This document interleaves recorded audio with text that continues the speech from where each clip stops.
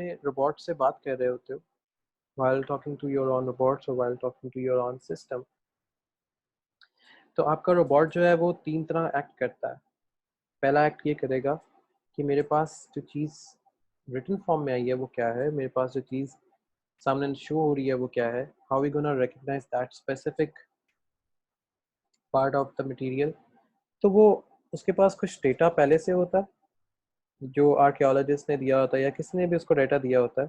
वो उस डेटा के अकॉर्डिंग अपनी सारी मशीन को रीड करेगा, वो उस डेटा के अकॉर्डिंग अपने आप को रेंडर करेगा, वो अपने डेटा के अकॉर्डिंग अपने आप को सिखाएगा कि what is actually going on with in the machine. अब पहला फैक्टर हमारे पास मशीन का क्या आएगा, हम इस तरह के वर्ड्स को कैसे रिकग्नाइज करेंगे जो कि किसी से मिलते जुलते हैं या जिनकी शेप जो है वो मिलती जुलती है। तो हमें इस तरह के शेप्स को रिकग्नाइज करना ये डिफ़िकल्ट हो जाएगा, क्योंकि इस तरह की मशीन को या किसी भी चीज़ को इजीली रिकग्नाइज नहीं किया जा रहा होता। उसकी रीज़न 2 हैं। पहली रीज़न, हमारे पास जब मशीन बनती है, जैसे आज हम एक छोटी सी एग्जांपल लेंगे जिसमें हम डेटा के ऊपर कुछ चीज़ें परफॉर्म करेंगे। Excuse me sir. जी जी। सर हम मशीन लर्निंग को कुछ इस तरह कह सकते हैं कि अगर हमारे माइंड में कोई भी ऐसा आइडिया है उसे हम रोबोट के अंदर कन्वर्ट करके और उसमें फिर मशीन लर्निंग प्रोग्राम कर सकें। हाँ कह सकते हैं। सिम वो एडवांस लेवल पे आ जाता है, उसको हम लर्निंग फेजेस कहते हैं, उसको अनसुपरवाइज लर्निंग कहते हैं। तो जो आप बात कर रहे हो तो वो पॉसिबल है। जी जी, वैसे मशीन लर्निंग के अंदर क्या पॉसिबल है कि अगर हमारे पास कुछ सेंसर्स हैं और हमें उनमें प्रोग्रामिंग करके तो जिस तरह उनको चाहे यूज कर सकें। ये भी पॉसिबल है। मशीन लर्निंग की पॉसिबिलिटीज़ बहुत है। जो आप बात कर रहे हो, अगर सेंसर्स वाली साइड पे जाते हो तो उसके लिए आपको मशीन लर्निंग की ज़रूरत भी नहीं पड़ती है। वो तो आप उसमें रोबोटिक सेंस में चले गए हो ना, वो तो आपके पास सेंसर्स ऑलरेडी इन्फॉर्मेशन दे रहे हैं। हाँ, अगर आप ये कहते हो कि आपके सेंसर से जो इन्फॉर्मेशन आई है फ्यूचर में अगर उस तरह की कोई इन्फॉर्मेशन उससे मिलती जुलती मिलती है तो वो आपका रोबोट कैसे एक्ट करे, that is part of machine learning. Sir basically मैं काफी रिसर्च है लेकिन मुझे ज्यादा जो आ रहा है ना वो आईओटी एआई के अंदर और एमएल के अंदर आ रहा है। मैं समझ नहीं पा रहा कि आर्टिफिशियल इंटेलिजेंस क्या कर रही है, मशीन लर्निंग क्या करती है और आईओटी क्या करती है और डीप लर्निंग क्या करती है। इस चीज में मैं थोड़ा स्टक हूँ, तो काइंडली आप ये बता दें मुझे। अच्छा ठीक है, मैं बता देता हूँ। आईओटी तो इंटरनेट ऑफ थिंग्स है ना, ठीक है। आपकी जितनी भी जी जी डिवाइसेस हैं ना, डिवाइसेस जो किसी गेटवे से कनेक्टेड होती हैं। अब गेटवे क्या होता है? जी गेटवे आपका कोई भी राउटर हो सकता है जिससे आप डेटा ले रहे हो। जब आपके पास जी डेटा सर। आ जाता है, that is from with the help of IoT devices. IoT सिर्फ एक डिवाइस है, उसने कोई चीज़ परफॉर्म नहीं की, उसने सिर्फ डेटा आपको दिया है। एक गेटवे के थ्रू, एक सर्वर के थ्रू अपना डेटा वहाँ पे डंप करवा रहा है, रखवा रहा है, सारा कुछ करने लगा हुआ। ठीक हो गया। अब आर्टिफिशियल इंटेलिजेंस एक एल्गोरिथम है डिसीजन मेकिंग का। आर्टिफिशियल इंटेलिजेंस आपको सिर्फ ये बताएगा ये चीज़ ठीक है या नहीं है, ये क्या है क्या नहीं है, बस ये बताएगा। ठीक है, ये डिसीजन पावर होगी आर्टिफिशियल इंटेलिजेंस की। मशीन लर्निंग ये काम करती है कि उसी आर्टिफिशियल इंटेलिजेंस के एल्गोरिथम के साथ कनेक्ट करके, कोलैबोरेट करके अपने आप को वो ये डिसाइड करने में उसकी हेल्प करती है कि इस तरह का डेटा अगर फ्यूचर में कभी आता है, अगर हार्मफुल है तो इसको यहाँ से गुजरने ना दो, अगर हार्मफुल नहीं है तो ठीक है ये चला जाएगा। आर्टिफिशियल इंटेलिजेंस क्या कर रही है? डिसीजन कर रही है। मशीन लर्निंग क्या कर रही है? पुराने एक्सपीरियंस से डेटा सीख रही है कि मुझे अगर इस तरह का एक्सपीरियंस, कि मुझे कभी दोबारा इस तरह का एक्सपीरियंस होगा तो मैं इस डेटा को यहाँ से गुजरने नहीं दूंगी। ये मशीन लर्निंग का काम है। डीप लर्निंग का ये काम है जब आपके पास डेटा बहुत ज़्यादा हो गया, मतलब आपके पास डेटा जो है बल्क से भी ज़्यादा जा चुका हुआ है, और आपके जो क्लस्टर्स हैं मशीन लर्निंग में वो इतने ज़्यादा हैवी नहीं है कि अपने आप को ट्रेन कर सके या अपनी हिडन लेयर्स को ज़्यादा से ज़्यादा बना सके, तो हम डीप लर्निंग में चले जाते हैं।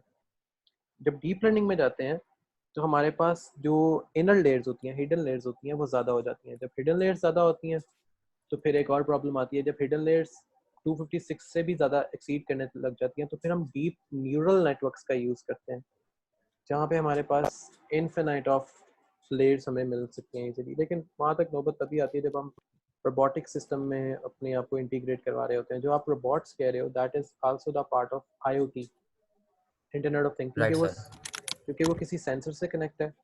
सेंसर होता है, सेंसर एक इन्फॉर्मेशन देता है, वो इन्फॉर्मेशन डेटा की फॉर्मेशन में होती है, डेटा आगे जाता है, प्रोसेस होता है, जब डेटा प्रोसेस होता है उसमें से एक यूजफुल इन्फॉर्मेशन निकलती है, वो इन्फॉर्मेशन हम फिर आर्टिफिशियल इंटेलिजेंस को देते हैं कि वो उससे देखे डिसीजन करे कि ये इन्फॉर्मेशन ठीक है या गलत है। हम वो फिर मशीन लर्निंग को देते हैं, मशीन लर्निंग उस इन्फॉर्मेशन को सीखती है और आगे आने वाली प्रिडिक्शन निकालती है कि ऐसी अगर इन्फॉर्मेशन मेरे पास आगे टाइम पे आती है तो आगे आने वाले टाइम में मैं ये कितनी दफ़ा ये आगे सेम ये चीज़ हो सकती है। जैसे वेदर फोरकास्ट के जो सिस्टम्स हैं वो ऐसे बने हुए हैं। फिर उसके बाद हॉस्पिटल के कुछ ऐसे सिस्टम्स हैं जो इस तरह बने हुए हैं, जैसे आपकी ट्यूमर डायग्नोसिस होता है वो आजकल प्रिडिक्शन मॉडल पे जा चुका हुआ है कि अगर आपका कोई ट्यूमर डायग्नोस होता है तो वो आपको साथ ही मशीन ये भी बता देती है कि अगर ये ट्यूमर को इस साइड पे ना निकाला गया या इस टाइम तक ना निकाला गया तो it will increase in size this much. तो वो अगर मेलागेंट पे है तो सॉरी बिनाइन पे है तो मेलागेंट में चला जाएगा, अगर मेलागेंट पे है तो सीवियर पे चला जाएगा, अगर सीवियर पे है तो चांसेस ऑफ डेथ जो है वो कितने ज़्यादा हो जाएंगे। तो इट्स अ पार्ट ऑफ ये सारी चीज़ें आपस में कनेक्ट होके एक इंटेलिजेंट सिस्टम बनाती हैं, चाहे वो सोफिया का है, चाहे वो ऑटोनमस रोबोट है कोई, चाहे वो एस्ट्रो है, चाहे वो वेक्टर है। ये चार चीज़ें कंबाइन होंगी तो एक रोबोट बनता है कम्प्लीटली, जिसको हम आर्टिफिशियल इंटेलिजेंट रोबोट कहते हैं। This is how actually the whole system is working. खैर आगे आते हैं और हमारे पास जो इसके लर्निंग एल्गोरिदम्स हैं जिनमें हमारे पास रिकग्नाइजिंग पैटर्न्स, जिसमें facial identities for facial expressions, hand writing और स्पोकन वर्ड्स, जो एनएलपी के आजकल कर रहे हैं, नेचुरल लैंग्वेज प्रोसेसिंग जो आजकल कर रहे हैं लोग, मेडिकल इमेजेस जिसमें ट्यूमर डायग्नोसिस से लंग डायग्नोसिस और ऐसे कैंसर्स वगैरह इनकी डायग्नोसिस चल रही है आजकल। फिर इसके बाद जेनेटिक पैटर्न्स जिसमें हमारे पास जनरेटिंग इमेजेस और मोशन सीक्वेंस है, इसका एक सबसे बड़ा डेटा सेट आजकल आया हुआ है। सिर्फ अगर आप कैगल पे जाओ तो इस कैगल पे एक कंपटीशन अवेलेबल है इसी का, उसकी प्राइस मनी जो है वो $10 लाख, अब तो खत्म होने वाला है। खैर ये कंपटीशन, उसकी जगह एक नया भी आने वाला है, डीप फेक फेसेस इस कंपटीशन का नाम था, डीप फेक फेसेस। मैंने खैर इसमें पार्ट भी लिया हुआ लेकिन अभी तक मुझे प्रॉपर्ली कोई सोल्यूशन नहीं मिला, 4 दिन रह गए हैं इसके। सो ये टोटल जो चैलेंज है दैट इज अबाउट ये लोग ना कभी आए हैं ना कभी पैदा हुए हैं, बस इनकी वॉइसेस हैं और इनके इमेजेस हैं, इनकी वीडियोस हैं। सो Google had created this data set, तो सारे दुनिया के रिसर्चर्स को देखने के लिए कि वो कैसे क्या काम करते हैं क्या काम नहीं करते। खैर तो फिर हमारे पास है रिकग्नाइजिंग एनोमलीज, जिसमें अनयूजुअल कार्ड ट्रांसैक्शन है, क्रेडिट कार्ड ट्रांसैक्शन है, unusual pattern for sensor reading in a nuclear power plant है। अब ये न्यूक्लियर पावर प्लांट के जो सेंसर्स हैं ये पाकिस्तान में भी आ चुके हैं, मतलब आपके जितने भी अब पावर प्लांट्स जितने भी अवेलेबल हैं, चाहे वो ग्रिड स्टेशन है, चाहे वो एक किसी कंपनी के अंदर कोई काम कर रहे हैं रोबोट्स, तो ये सारी जगह पे सिमिलर पावर प्लांट्स हैं, वो ईच एंड एवरीथिंग जो है वो वर्किंग कर रहे हैं। फिर प्रिडिक्शन मॉडल्स हैं, फ्यूचर स्टॉक एक्सचेंज में आप जब पैसे इन्वेस्ट करते हो सो आप वहाँ पे कुछ डेटा एनालिस्ट बैठे होते हैं जो आपको ये बता देता है कि आप किस कंपनी में पैसे इन्वेस्ट करोगे तो आपको इतना फ़ायदा होगा और किस कंपनी में करोगे तो आपको इतने टाइम बाद इतना फ़ायदा होगा। सो फ्यूचर एनालिस्ट जो होते हैं हमारे जितने भी स्टॉक मार्केट के अंदर जो बैठे होते हैं वो डिपेंडेंट भी होते हैं और इंडिपेंडेंट भी होते हैं। डिपेंडेंट वो सुपरवाइज वेस्टिंग में होते हैं और इंडिपेंडेंट वो होते हैं जब आप री उनसे करवा रहे होते हो, अनसुपरवाइज लर्निंग करवा रहे होते हो या सेमी सुपरवाइज करवा रहे होते हो, तो वो डिपेंडेंट नहीं होते, इंडिपेंडेंट होते हैं, क्योंकि उनको पता है कि किस मार्केट के शेयर ऊपर नीचे होते रहते हैं और किस मार्केट के शेयर ऊपर नीचे होने से कितना फ़ायदा होता है। तो ये सब एक अनप्रिडिक्शन गेम होती है in stock market. So it depends कि आप उसको पिक कर रहे हो या नहीं कर रहे, इट्स अप टू यू। तो अब फिर फैक्टर ये आता है इसकी सैम्पल एग्जांपल्स कितनी हैं, कौन कौन सी एग्जांपल्स इसके अंदर आजकल इम्पॉर्टेंट है। वेब सर्च जिसमें गूगल सबसे आगे है, कंप्यूटेशनल बायोलॉजी इसमें हमारे पास यहाँ पे कंप्यूटर फॉरेंसिक्स के कुछ लोग काम कर रहे हैं, फाइनेंस इसमें बैंकिंग सिस्टम आ चुके हैं, यूनाइटेड बैंक जो प्राइवेट लिमिटेड है ये अब मशीन लर्नर्स को हायर कर रहा है for their data predictions and analyst as well. E commerce की कुछ साइट्स हैं उसमें Google is the biggest way. इसमें जो ई कॉमर्स की साइट है उसमें एडेक्स्ट जो है वो दैट इज ADX एडेक्स्ट AI, ये हमारे पास ई कॉमर्स को डील कर रहा है, मार्केटिंग को डील कर रहा है, तो इसने बहुत कुछ अपने आप को इसमें रखा हुआ है एडेक्स AI ने। सो इसी तरह स्पेस एक्सप्लोरेशन के कुछ रोबोट्स हैं, कुछ एल्गोरिदम्स हैं, जिसमें द बिगेस्ट एल्गोरिदम जो है वो बग का है, बग 1 बग 2 बग 3 है। फिर रोबोटिक्स में भी बग 1 बग 2 बग 3 यूज़ होता है somehow to make a grid. फिर इसके बाद इसमें आ जाता है हमारे पास हार्ट कॉलोनी ऑप्टिमाइजेशन आ जाती है, जिसमें हम पाथ फाइंडिंग आ जाते हैं, पाथ फाइंडिंग के एल्गोरिदम आ जाते हैं, इंफॉर्मेशन एक्सट्रैक्शन या इंफॉर्मेशन रिट्रीवल, ये एल्गोरिदम्स हैं इनके। सोशल नेटवर्किंग में हमारे पास जो एल्गोरिदम है दैट इज़ RCNN और RCNN2 और चाय स्केयर। सो ये सोशल नेटवर्क्स का यूज़ होता है। डिबगिंग के अंदर जो सॉफ्टवेयर्स यूज़ होते हैं उसमें the biggest one is BlazeMeter, जिसमें हम AI के कुछ टूल्स को यूज़ कर रहे होते हैं। एक तो ब्लेज मीटर है, एक हमारे पास है लूप 11 हो गया, और एक हमारे पास है प्रोलॉग। प्रोलॉग के अंदर हम चीज़ों को डिज़ाइन करते हैं। आर्टिफिशियल इंटेलिजेंस की बहुत से एल्गोरिदम्स इसमें लिखे जाते हैं।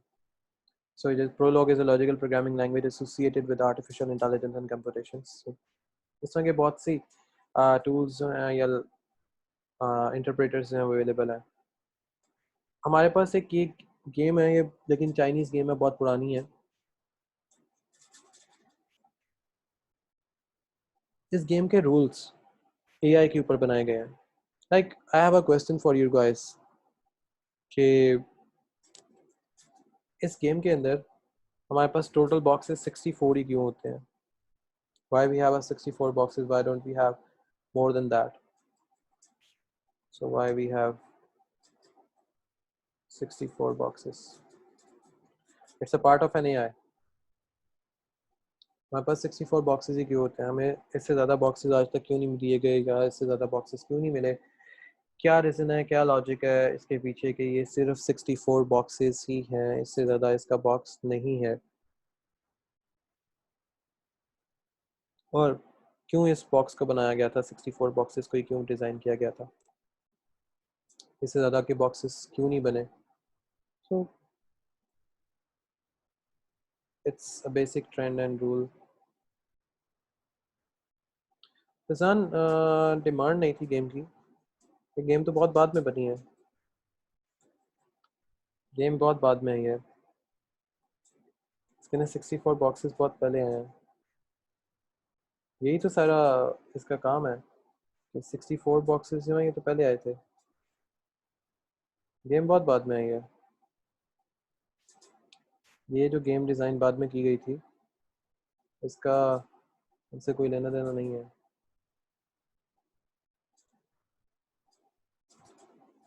इसमें जो मज़े का जो इम्पोर्टेंट पार्ट है वो ये कि 64 because it's big enough to allow multiple inverse and statistical possibilities.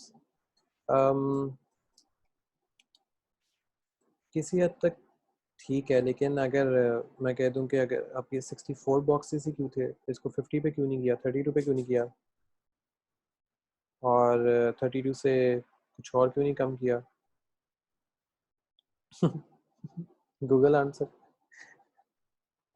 It's a part के खैर इसके 64 बॉक्सेस के पीछे रीज़न जो है इट्स नॉट लाइक के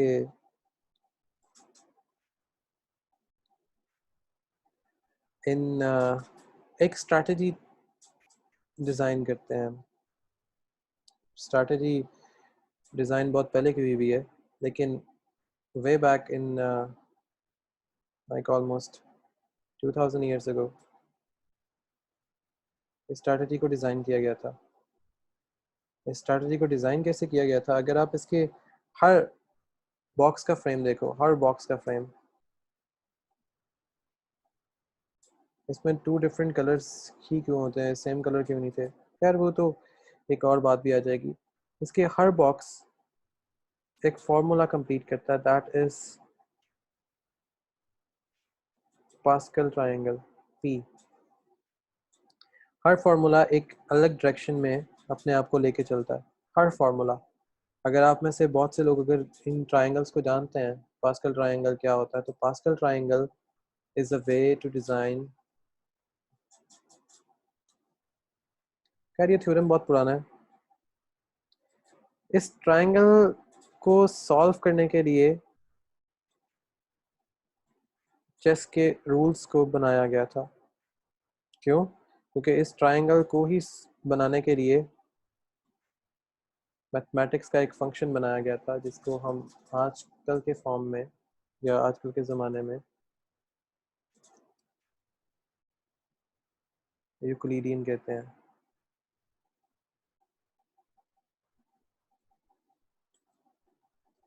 यूक्लिडियन ट्रायंगल। इस फंक्शनल ट्रायंगल को सॉल्व करने के लिए इस टेस्ट का सहारा लिया गया था, और इस टेस्ट के अंदर एक और चीज़ भी है।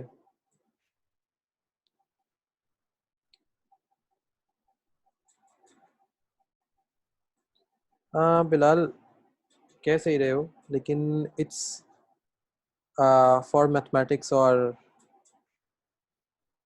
ये कह सकते हो कि चेस के रूल्स के लिए it's a good thing. Artificial intelligence में इस तरह के गेम्स का क्या काम होता है, या इस तरह के गेम्स को डिज़ाइन क्यों किया गया था? So it's not about the strategy, it's about a bit programming language. Bit programming के अंदर हमारे पास it's a complete square. Google पे यही आंसर बनेंगे। 63.6 नहीं ले सकते इससे, क्योंकि सही कह रहे हो, इट्स अ पार्ट वेयर इसका फिर एक और भी क्वेश्चन आता है, अगर यार चलो वो मैं आपसे एज एन असाइनमेंट पूछ लूँगा कि लेट्स सी कि उसका आंसर पे क्या आता है, क्योंकि it's a part where we have a lot of things। खैर, ऑटोनमस कार्स के इर्द गिर्द या कोई भी एक चीज़ एक फ्रेम में आती है, how we gonna able to design this frame around some car, around some object, तो इट्स अ डिटेक्शन। हमारा जो ये बॉक्स है, ये कंप्लीट एक बॉक्स। हाँ ठीक है फिलहाल, मैं वैसे एक जेनेरिक बात कह रहा था, क्योंकि ये कंप्लीट बॉक्स जो है, किसी भी चीज़ के इर्द गिर्द एक बॉक्स बनता है। जैसे हमारे फेस के इर्द गिर्द हमारा कैमरा जो है वो बॉक्स बनाता है। How that box is able to detect a object inside the car, oh sorry, inside that box के अंदर वो ऑब्जेक्ट कैसे आता है?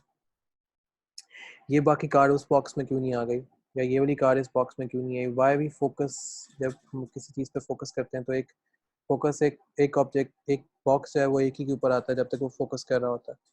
सो इट हैपन्स बिकॉज हमारे जो बॉक्सेस हैं वो एक्चुअली कंप्लीट बॉक्स होता है due to some kind of formulas and 256 bit box collection।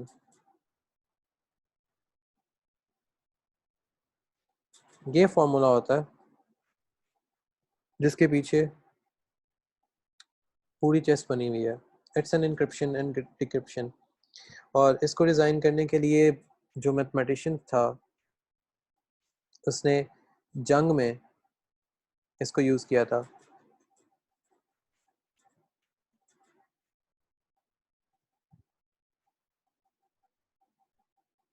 हाँ, it's a part of a good thing, लेकिन choose wisely whatever you want to choose. तो जब ये 64 बॉक्सेस जो थे, इनको डिज़ाइन किया जा रहा था, तो it's a strategy for a war. जब वॉर के अंदर उन सारी चीज़ों को जब डिज़ाइन किया गया था, खैर ये तो ग्रिड कैसे रीड होता है, ये सारी चीज़ें हम आगे जाके हमने इसको देखनी है कि रीड कैसे होंगी। तो जब वॉर के अंदर उस चीज़ को रीड किया जा रहा था, या ग्रेड उसको ऐड अप किया जा रहा था, तो वो उस टाइम पे ट्रेनिंग कर रहे थे अपने डेटा की। They are doing the training of their data. कैसे? उनको पता था कि जंग होनी है, उनको पता था कि they are going to fight with someone, they know they are going to have some enemies. तो उन्होंने जंग करने के लिए दे डिज़ाइन सम स्ट्रैटेजी। तो उसमें उन्होंने ट्रेनिंग दी पहले कि अगर हम इस तरह का डेटा ट्रेन करेंगे तो हमें इस तरह की आउटपुट मिलेगी जो उनकी डिज़ायर आउटपुट होती थी। सो इस वजह से इसको कहते हैं सुपरवाइज लर्निंग। तो हमारे जितने भी चेस के बॉक्सेस होते हैं 64, इसकी basic reason 256 bit box of a pixel है। खैर इसके ऊपर और भी बहुत सी थ्योरीज अवेलेबल हैं, बिट बॉक्स क्या है, क्यों, कैसे, क्या डिज़ाइन किया गया था। सो जैसे भी कोई भी अगर सीज़न वगैरह जो इस पे वॉर वगैरह पे होता है, या किसी भी ऐसी चीज़ पे होता है, तो आपको हमेशा उसको स्टार्ट करने से पहले आपको चेस बॉक्स ही मिलता है, या इस तरह की चेस की टेबल मिलती है जहाँ पे आप उसको देख रहे होते हो, या जहाँ पे आप उसको ऐड अप कर रहे होते हो। तो उस डिज़ायर आउटपुट के अगेंस्ट में आपने कोई डेटा ट्रेन करना है। तो जब आप अपना डेटा ट्रेन करते हो, अगर आपके साथ ही डिज़ायर आउटपुट आती है, then you are able to good to go. अगर आपकी डिज़ायर आउटपुट नहीं आई और डेटा आपका वैसे ट्रेन नहीं हुआ, तो आप दोबारा ट्रेनिंग करते हो।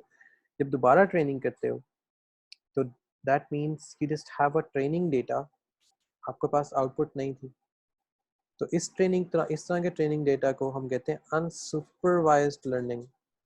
क्यों? क्योंकि हमें वो आइडिया तो है कि डेटा क्या है, लेकिन हमें ये आइडिया नहीं है कि इस डेटा की आउटपुट क्या है। हमें ये आइडिया नहीं है इस डेटा ने हमें देना क्या है। हमें ये आइडिया नहीं है how we have the output using this kind of data. तो जब हमारे पास ट्रेनिंग डेटा है और हमें कुछ पता है कि इसकी आउटपुट कैसे आ सकती है या कैसी हो सकती है, तो हम अपनी लर्निंग को कहते हैं कि सेमी सुपरवाइज्ड है। इसको कुछ पता है, कुछ नहीं पता। That is only semi supervision. कि हाँ, कुछ डेटा इसमें से हम लर्न और ट्रेन कर सकते हैं, कुछ डेटा इसमें से ट्रेनिंग के काबिल नहीं है, तो हमें डेटा नया लेना पड़ेगा। जैसे IoT का डेटा हो गया या इस तरह की किसी भी चीज़ का डेटा हो गया, सो इट्स अ पार्ट कि हम कुछ भी इसमें से ले सकते हैं। रीइंफोर्समेंट होती है जब हमें ज़बरदस्ती कहा जाता है अब यही करना है और यही करना है, मतलब यही है और यही करना है, तो that is the part of reinforcement when you have to do the same thing as they want और दे डिज़ायर। अब आते हैं सुपरविजन ऑफ लर्निंग पे, जो हम एक्चुअली आज करने लगे थे। When we are talk about the supervision of learning, तो हम सारी चीज़ों को डील कर रहे होते हैं इन एवरीथिंग, जिसको हम आम लैंग्वेज में रिग्रेशन मॉडल भी कहते हैं।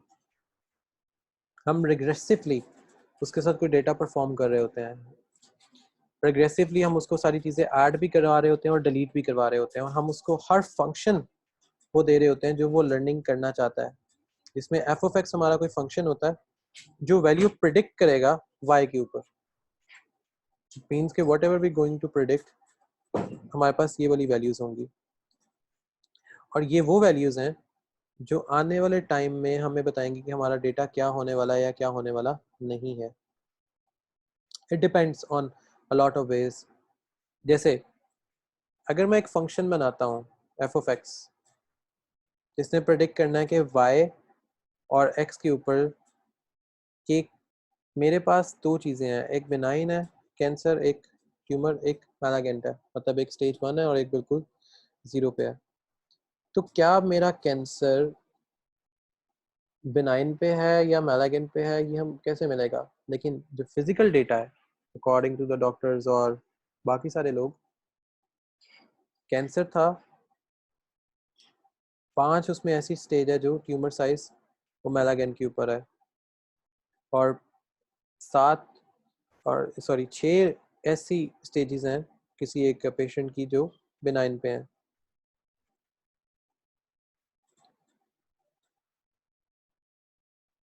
Sir, I can say it's good to join PNY for machine learning in 2 months enough beginner, and is there any prerequisite for the course? uh, Abdul Samad, uh, it's a good experience कि अगर तो आप कर सकते हो।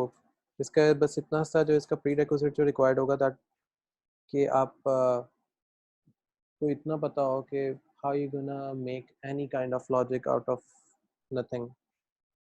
तब किसी भी प्लेटफॉर्म पे आप मशीन लर्निंग तभी कर सकते हो जब आपको बस ये लॉजिक वगैरह का पता हो, क्योंकि अगर आप बाकी सारी चीज़ें पिक करते हो, तो जैसे यूडेमी हो गया, बाकी सारे हो गए, वो आपको सिर्फ कोडिंग सिखाएंगे, आपको ये अंदर क्या चल रहा है ये नहीं बताएंगे। और जब whenever you are going for an interview, आपको अंदर वाला नॉलेज होना चाहिए, आपको कोडिंग का नॉलेज इतना नहीं होना चाहिए, क्योंकि जब अंदर वाला नॉलेज होगा तो आप कोड खुद ब खुद ही कर लोगे। क्योंकि अगर आप इंटरनेट पे जाके पढ़ोगे तो आप एक्सपेरिमेंट करके चीज़ें देख सकते हो, जिसमें आपने ये फाइंड आउट करना है, लाइक टास्क ले लो एक किस्म का कि what is pandas and नमपाई।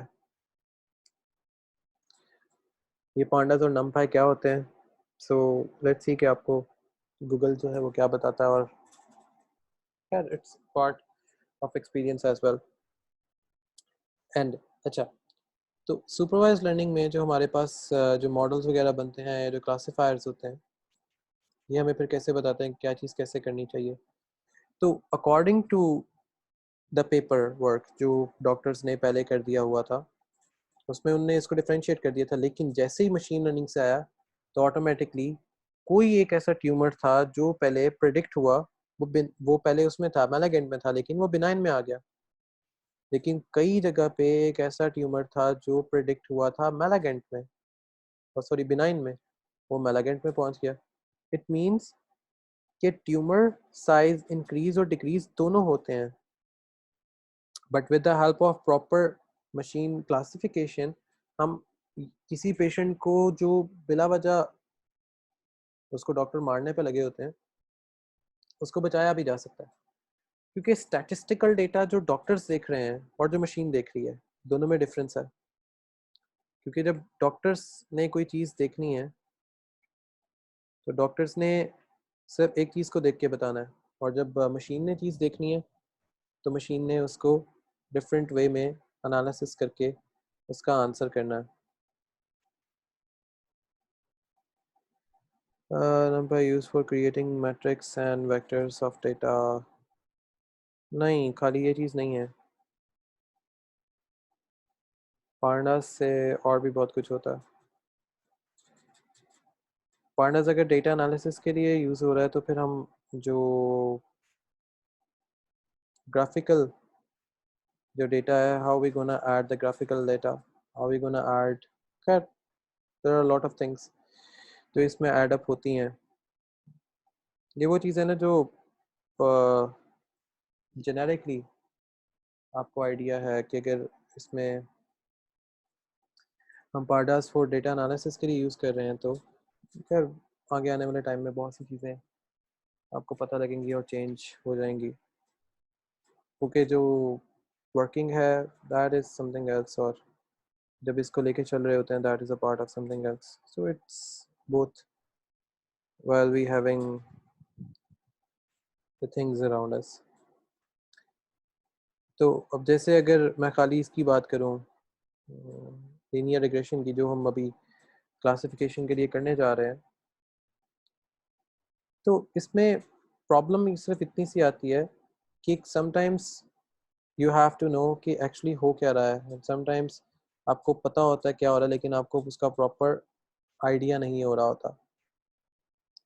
Like I am going to take a short example so in which we can easily understand कि हम कर क्या रहे हैं या हो क्या रहा है या हुआ क्या है।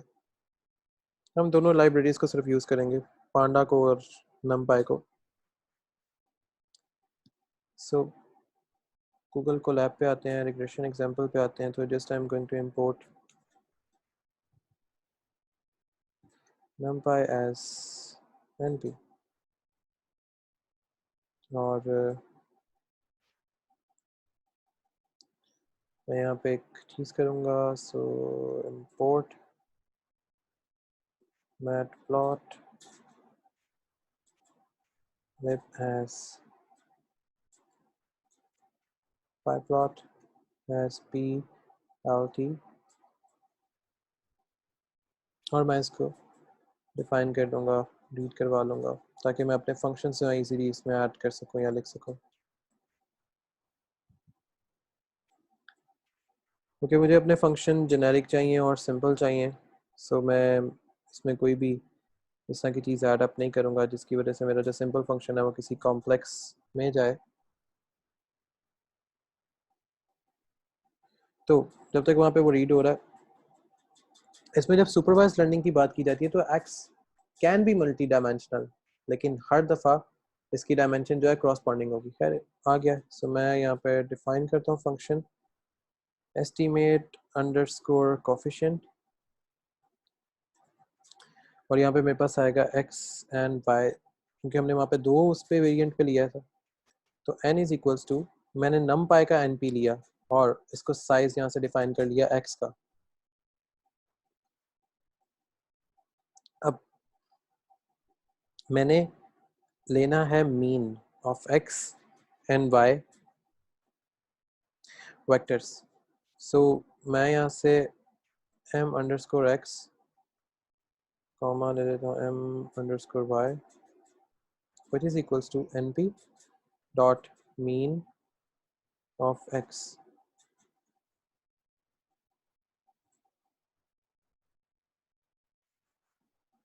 Comma np dot mean of y। अब मैंने दोनों वेरिएबल्स के साथ ले लिए।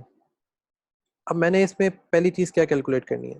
मैंने पहली चीज़ ये कैलकुलेट करनी है इनके क्रॉस डेविएशन। सो यहाँ पे क्रॉस डेविएशन कैलकुलेट करने के लिए मैं इसमें इनको जेनेरिक फंक्शन बना देता हूँ। क्रॉस डेविएशन के लिए access which is equals to np dot sum. अब यहाँ पे मैंने सम करना है, सो y इंटू एक्स, जो मैंने फॉर्मूला यहाँ पे लिखा हुआ है estimation estimate coefficient est, it's just a variable as I told you कि इसमें कोई हार्ड एंड फास्ट नहीं है, ये एक जेनेरिक हम ये वाला फॉर्मूला ऐड करने लगे हैं ना, ये फॉर्मूला है जिसको हम वहाँ पे लिखने लगे हैं। सो इट्स एन एस्टिमेशन, कि वो एस्टिमेशन है जो हम एक्चुअली ऐड कर रहे हैं, सो नथिंग एल्स। सो मैंने एक एस्टिमेशन ऐड की, सो मैंने नमपाई से एक वेरिएबल लिया, मैंने इसमें इसका सम कर दिया माइनस n इंटू एम, जो मैंने अभी वेरिएबल नहीं लिए हुए, सो मैंने मैपिंग करवाने के लिए मुझे कुछ वेरिएबल्स चाहिए, y इंटू एम एक्स, मैंने मैप करवा लिया पहला। अब मुझे दूसरा मैप चाहिए, सो दूसरा मैं y s ले लेता हूँ दूसरे मैप के लिए। सो अगेन मैं यही करूँगा np डॉट सम। अब यहाँ पे मुझे जो कोफिशिएंट रिक्वायर्ड होगा वो x इंटू एक्स रिक्वायर्ड है। उसकी रीज़न, मैं यहाँ पे जब कोफिशिएंट को इस पे दे रहा हूँ तो मुझे इन दोनों के ट्यूमर को गेट करना है। क्यों? क्योंकि मैं क्लासिफिकेशन के इसको इक्वल करवाऊंगा कि जो मेरा कैटेगोरिकल जितना डेटा होगा वो क्लासिफिकेशन के इक्वल आएगा। सो मेरा जितना भी कैटेगोरिकल डेटा होगा वो मेरी क्लासिफिकेशन के इक्वल आएगा। So I am going to write another variable with the same stuff, सिर्फ एक्स एक्स को करके, बाकी minus m into n into m underscore x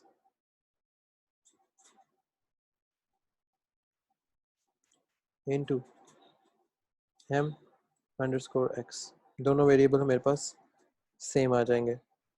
अब मुझे जो चीज़ करनी है वो है रिग्रेशन कॉफिशिएंट। अब मुझे कैलकुलेट करना है रिग्रेशन कॉफिशिएंट।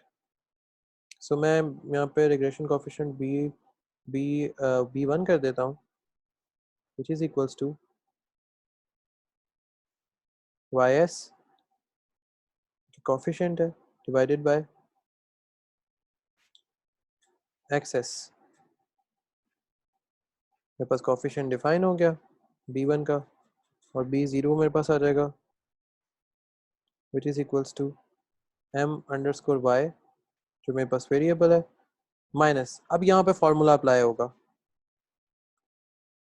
b1 जो भी हमने वैल्यू दी है multiply by m underscore x, ये वाली वैल्यू हम यहाँ पे डिफाइन कर रहे हैं। तो यहाँ पे मैं सिंपल रिटर्न कर दूंगा इस रिग्रेशन कॉफिशिएंट को, RETURN return b0 comma b1। मैंने किया क्या, मैंने सिर्फ एक फंक्शन बनाया, उसमें इसको डिफाइन कर दिया x और y को, कोफिशिएंट डिफाइन कर दिया x एंड y मैंने इधर डिफाइन कर दिया।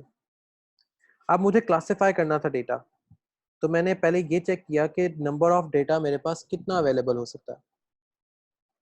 सो मैंने यहाँ पे पहले नंबर ऑफ डेटा या साइज ऑफ डेटा वो गेट कर लूँगा। मैंने 2 वेरिएबल बनाए, mx my, और numpy को असाइन किया क्या कि मुझे वहाँ से मीडियन निकाल के दे। What is the mean of x? x का मीन क्या है? मतलब कहने का कि जब मेरे पास कोई डेटा मेरी इस रेंज के बीच में आ रहा है, यानी कि यहाँ पे कहीं पे आ रहा है, मेरी रेंज के इस जगह पे कहीं पे आ रहा है, इट मीन्स कि मुझे इसका मीन फंक्शन जो है वो परफॉर्म करना है। मुझे इसका मीन फंक्शन निकाल के दो इस एरिया का। तो जब इस एरिया के मीन फंक्शन की बारी आएगी तो डिफाइन किया हमने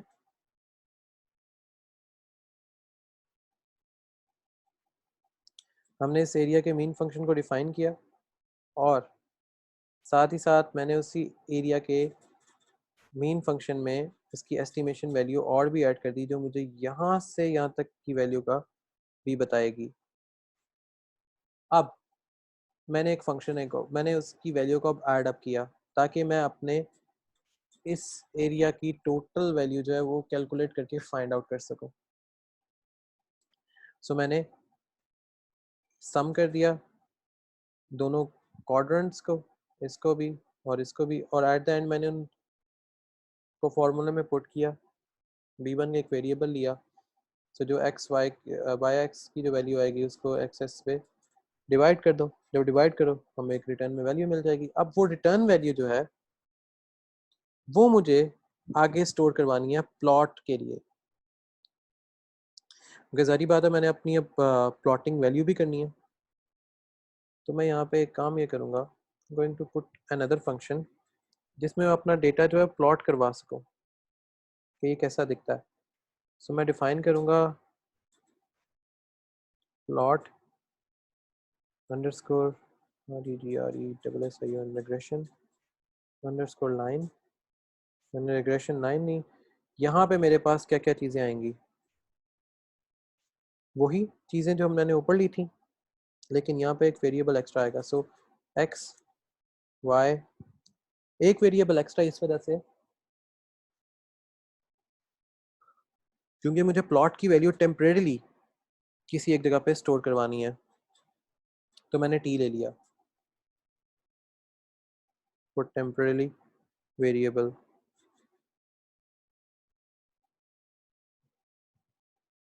मैं वही सोच रहा हूँ कि गड़बड़ वीडियो ये थी। सो इसकी अब इंडेंटेशन सही करनी पड़ेगी।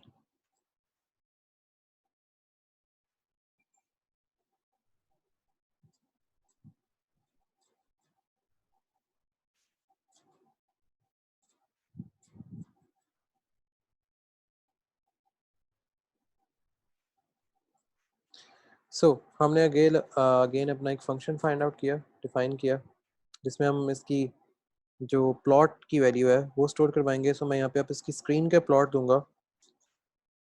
मेरा प्लॉट क्या है, plt डॉट स्कैटर्ड ग्राफ। मैं ये ग्राफ की अब कैटेगरी दे रहा हूँ कि ग्राफ की टाइप क्या है। स्कैटर ग्राफ चाहिए मुझे। यहाँ पे आप कोई भी ग्राफ इसके साथ डिफाइन कर सकते हैं।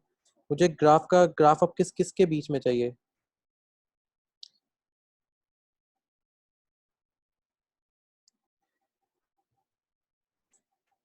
हम एक्चुअली इसका ग्राफ डिज़ाइन कर रहे हैं, ये वाला ग्राफ। ये जो सुपरवाइज लर्निंग का जो ये फंक्शन लिखा हुआ है रिग्रेशन का, ये वाला फंक्शन रिग्रेशन में, I am making that same function in Python. b1 and b0 b1 का ग्राफ नहीं, इसके बीच में हम वैल्यू को स्टोर कर रहे हैं। मैं रिटर्न कर रहा हूँ इस वैल्यू को ताकि मेरे पास जो सम ऑफ वैल्यूज़ आई हैं, मेरे पास जब ये क्लासीफाई होगा डेटा किसी भी तरह का, जब डेटा मेरे पास क्लासीफाई में आएगा, इन दोनों चीज़ों में क्लासीफाई होगा, तो ही जाके मैं अपनी वैल्यू को यहाँ पे शो करवा सकता हूँ कि मेरा डेटा क्या आया है, क्या नहीं आया, किस तरह आया। अगर सिंपल वर्ड्स में जाना है, मतलब कॉम्प्लेक्स पाइथन नहीं देखनी, जो एक मिनट इसको एक आसान पाइथन वो ये है, विदाउट यूजिंग दीज फार्मूलाज हम ये काम ये काम नहीं, हम ग्राफ तो खैर इजीली ड्रॉ कर सकते हैं, लेकिन जब आप किसी भी लर्निंग के खुद से अपने प्रोग्राम वगैरह डिफाइन कर सकते हैं फॉर्मूले को देख के, so that's called actually machine learning.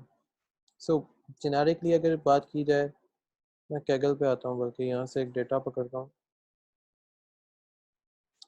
Python बहुत आसान है, और आसान कैसे है, अगर जेनेरिकली जो पाइथन करवाई जाती है इंटरनेट पे या किसी भी उस जगह पे, so वो कैसे होती है, वो ये है, like I'm going to add some kind of data set.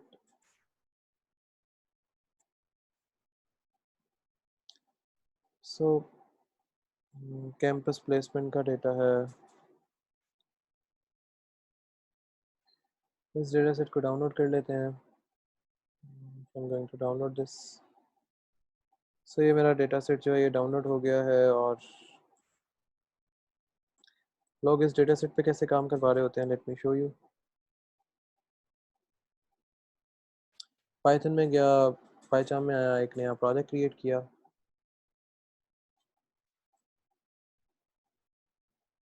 सो मैं इसका नाम पाई टेस्ट रख देता हूँ। इनहेरिट किया, इनहेरिट किया।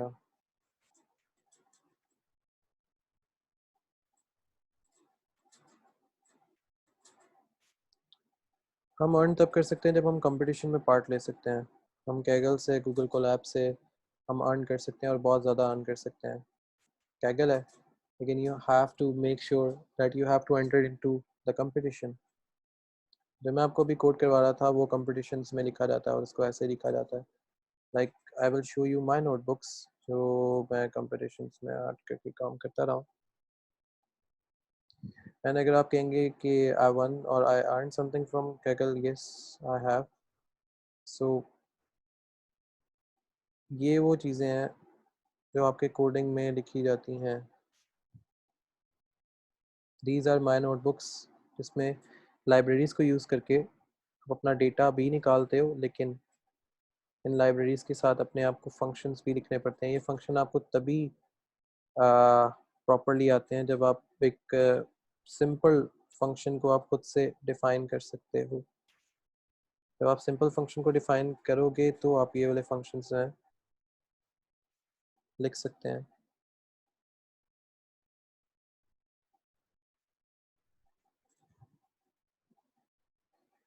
हाँ, बिलाल, पाइथन इजी लैंग्वेज है, मैं आपको इजीएस्ट वाली दिखाने लगा हूँ। Python is the easiest language, लेकिन तब तक जब तक आप जेनेरिक पाइथन की बात कर रहे होते हो। मैं जेनेरिक पाइथन भी आपको बताता हूँ। जो आपने सुना है वो पाइथन भी अवेलेबल है। फिर उसमें ये है कि हम अपना खुद से कोई फार्मूला नहीं बना सकते। मैं आपको वो पाइथन भी दिखा देता हूँ, जिसमें आप अपना सारा डेटा अभी 5 सेकंड के अंदर, नहीं नहीं इस तरह नहीं है फैजान सर, इसमें तो होश ही उड़ा दिया है। बिलाल, जो इजीएस्ट लैंग्वेज जिसकी आप बात कर रहे हो ना, वो ये है कुछ ऐसे करके, पांडाज है, स्पीडी, जो इंटरनेट पे चल रही होती है। जैसे इसमें पांडा नहीं है, so I am going to install पांडा।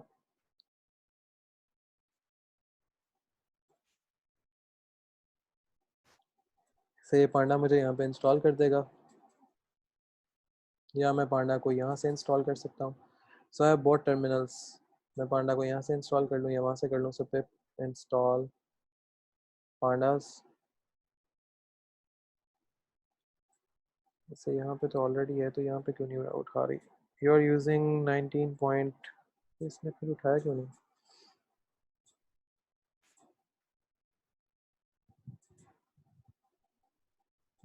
अच्छा,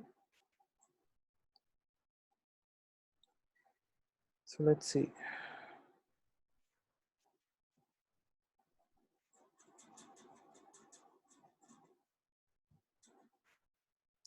नो मॉड्यूल पांडा इसके साथ अटैच नहीं है। अच्छा, कोई बात नहीं, हम इसका इंटरप्रेटर ही चेंज कर लेते हैं। सो समटाइम जो 3.9 है लेटेस्ट इंटरप्रेटर है, इसमें बहुत सी चीज़ें जो है वो भी प्रॉपरली इंस्टॉल्ड नहीं है, सो कोई इशू नहीं है। So I have an interpreter जिसमें हम इसको इजीली इंटीग्रेट करवा सकते हैं। इसमें नथिंग टू शो हो गया, ठीक हो गया। अप्लाई किया, ओके किया, से ये प्रोसेसिंग होती रहेगी। पांडा और जो हमारे पास मशीन लर्निंग की जो बाकी सारी जो चीज़ें हैं, अगर मैं सिर्फ इसमें इमेज क्लासिफिकेशन की बात नहीं करता, बाकी सारी चीज़ों की बात करता हूँ, तो इसको हम इस सारी चीज़ को हम एक क्लिक पे भी निकाल सकते हैं। लेकिन उस क्लिक का फ़ायदा ही सिर्फ इतना है कि आपको आइडिया होगा कि क्या हुआ है। लेकिन अगर आपको कोई कहेगा कि प्रोग्राम लिख के दो, वो आपको खुद से छोटे छोटे फंक्शंस में बनाना पड़ेगा। फंक्शन लिखना, फंक्शन बनाना बहुत आसान है, क्योंकि आप बात कर रहे हो मशीन को प्रोग्रामिंग सिखाने की। मशीन को प्रोग्राम सिखाना बहुत आसान है। दोनों चीज़ें हैं, आसान में भी है, मुश्किल भी है। अगर आपके सामने कोई फार्मूला आता है तो आपने कैसे उस फार्मूले को डिज़ाइन करना है, वो रिग्रेशन वाला पार्ट था जो अभी मैं लिख रहा था। मैं आपको आसान वाला पार्ट भी बता देता हूँ। उस सारे काम को हम सिर्फ 3 सेंटेंस में लिख सकते हैं, बस 3 से ज़्यादा नहीं, सिर्फ 3 में। पूरा प्रोग्राम, उस सारा जो अभी तक लिखा है उसको सिर्फ आप 3 सेंटेंस में भी कर सकते हो। बल्कि उधर कैगल उस पर कोलैब पे भी कर सकते हो, पाइथन पे भी कर सकते हो, कैगल पे भी कर सकते हो। इस पे करके दिखा देता हूँ। इसमें मैं नई नोटबुक ले लेता हूँ और I am going to add new notebook.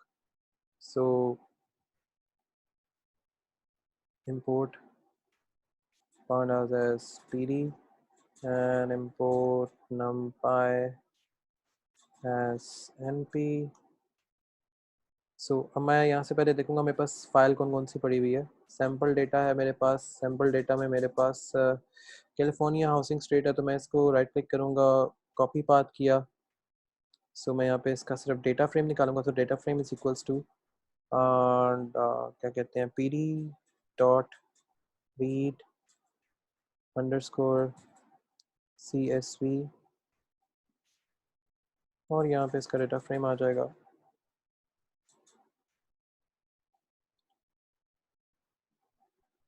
Pakistan में मशीन लर्निंग की सैलरी जो मैं ले रहा हूँ वो बताऊँ, या जो वैसे चल रही है वो पूछ रहे हैं? सो दोनों चीज़ें अवेलेबल हैं। वैसे अगर जेनेरिकली देखा जाए, एक साल की अगर आप टोटल करो तो कॉस्ट 2.4 मिलियन बनती है। इट मीन्स कि 24 लाख आप साल का कमा सकते हो इजीली, अगर आप चाहते हो कि आप इजीली काम करो इसके अंदर। मैं मशीन लर्निंग के अंदर सिर्फ 2.5 घंटे काम करता हूँ, और दिन का टोटल, और हफ्ते में अपनी मर्जी है। टोटल वैसे हफ्ते के 3 या 4 दिन काम कर रहा था, तो आई एम अर्निंग माशाल्लाह माशाल्लाह माशाल्लाह इससे तकरीबन 95 के, सिर्फ दिन के 2 घंटे काम करने से। तो वो भी रात को अगर दिल किया रात को कर लिया, सुबह दिल किया सुबह कर लिया, तो इट डिपेंड्स। खैर, पार्ट ऑफ ये था कि आप लोग भी तो वहाँ तक इजीली आ सकते हो। Just you have to make yourself, पहला कि कॉन्फिडेंस होना चाहिए कि हाँ किसी भी मुश्किल तरीन चीज़ को आप इजीली सॉल्व कर सकते हो। अगर आप इसकी स्टार्टिंग सैलरी की बात करो तो स्टार्टिंग आपकी 55 से होती है या 50 से होती है इसकी स्टार्टिंग। क्योंकि अगर मैं आपको डेटा एनालिस्ट अगर वो बताऊँ लम्स का, जो लम्स वाले हायर करते हैं वो 45 पे हायर करते हैं, तो एंड वो लेके जाते हैं 2,25,000 पे। वो भी आप 3 साल के एक्सपीरियंस के बाद आप 2-2.5 लाख ले रहे होते हो। लेकिन अगर आप डायरेक्ट बाहर चले जाओ तो आप तकरीबन 1 घंटे में आप लोग इजीली इसकी अर्निंग कर रहे होते हो more then I guess $65 per hour इसका रेट है। आई मीन, और आप भी तो साथ साथ ही आओ। ये देखो, अब जैसे मैंने यहाँ पे एक छोटा सा सेंटेंस लिखा है, मैं यहाँ पर डेटा को रीड करवाना चाह रहा हूँ df.head। ये आसान पाइथन भी अवेलेबल है जो पूरी दुनिया इजीली करवाती है। सो ये भी अवेलेबल है df.head। ये नहीं, आपका सारा डेटा यहाँ पे आ गया इजीली, कि ये df.head से आप इस तरह निकाल सकते हो। आपने अगर कोई इसकी डिस्क्रिप्शन फाइंड आउट करनी है, डिस्क्रिप्शन इसमें क्या आई है डिस्क्राइब कर दो, ये आपका सारा डेटा डिस्क्राइब हो गया। इसमें इतनी रोज़ हैं, इतने कॉलम्स हैं। अगर मैं यहाँ पे इसके साथ ब्रैकेट्स लगा देता हूँ तो ये डेटा और तो ना डिफाइन होगा। और अगर मैं यहाँ पे इसको इन्फो कर देता हूँ, लाइक df.info इन्फो कर देता हूँ, तो मेरे पास ये डेटा किसी और तरह डिफाइन होगा। सो it's a definition of a data. अब मैं यहाँ पे सिर्फ इसको एक फंक्शन डिफाइन कर देता हूँ। डिफाइन इसमें फंक्शन को ऐसे डिफाइन किया जाता है, नेट डॉट, बल्कि नेट ही कर देता हूँ, यहाँ पे मैं इसको df कॉल कर देता हूँ। सो इफ df जो मेरे डेटा फ्रेम्स हैं वो इक्वल्स टू होंगे 1 के एवरी टाइम, तो मैं प्रिंट यहाँ पे करवाऊंगा अपना df,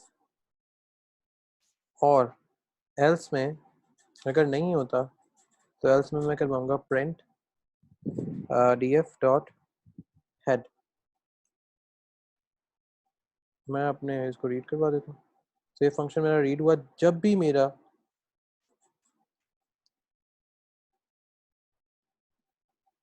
प्रैक्टिकल सर्टिफिकेशन की ज़रूरत पड़ती है और साथ आपको कोड का इतना ना पता हो जितने आपको फार्मूलाज का पता हो।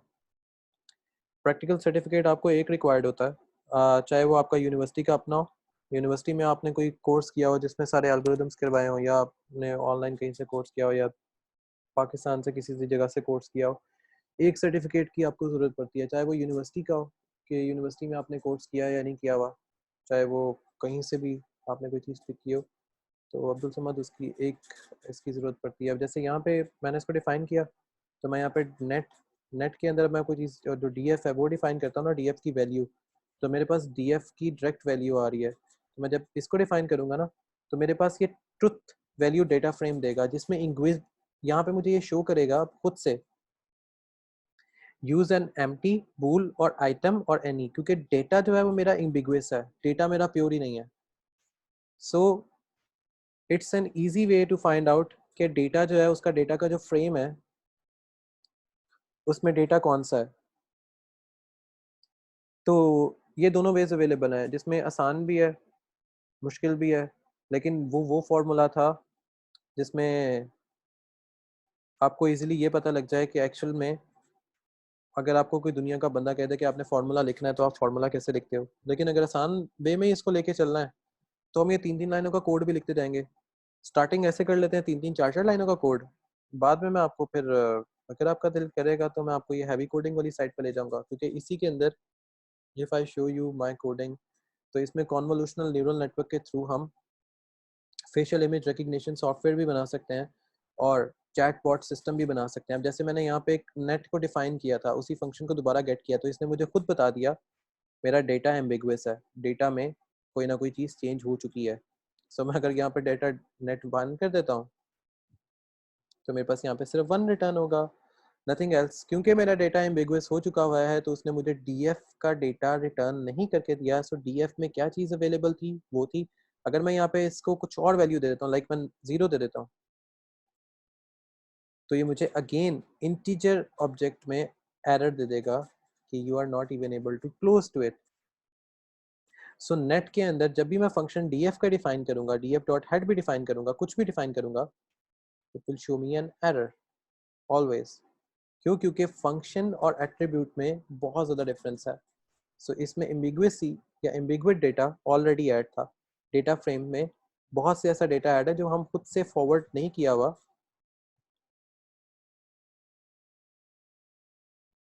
डायलॉग फ्लो ये किस में पूछ रहे हो आप? डेटा फ्रेम में पूछ रहे हो, कॉन्वोल्यूशनल में पूछ रहे हो, रिकग्निशन में पूछ रहे हो, जेनेरिक पाइथन में पूछ रहे हो? So it's different ways. Chatbot में हम अपनी मशीनरीज वगैरह डिज़ाइन करते हैं, हम अपने टेक्स्ट डिक्शनरीज होती हैं, हम अपनी जब अपनी डिक्शनरीज डिफाइन कर रहे होते हैं तो ऑनलाइन हमें एक फ्लो डिज़ाइन करके देना पड़ता है। लाइक अगर मैं इसको कहता हूँ ना, मैंने अपनी कोई कोर डिक्शनरी फाइंड आउट करनी है, तो मैं इसको करूँगा इम्पोर्ट SPACY से स्पाई से, और मैं अपनी एक डिक्शनरी पूरी इंपोर्ट करवाऊँगा।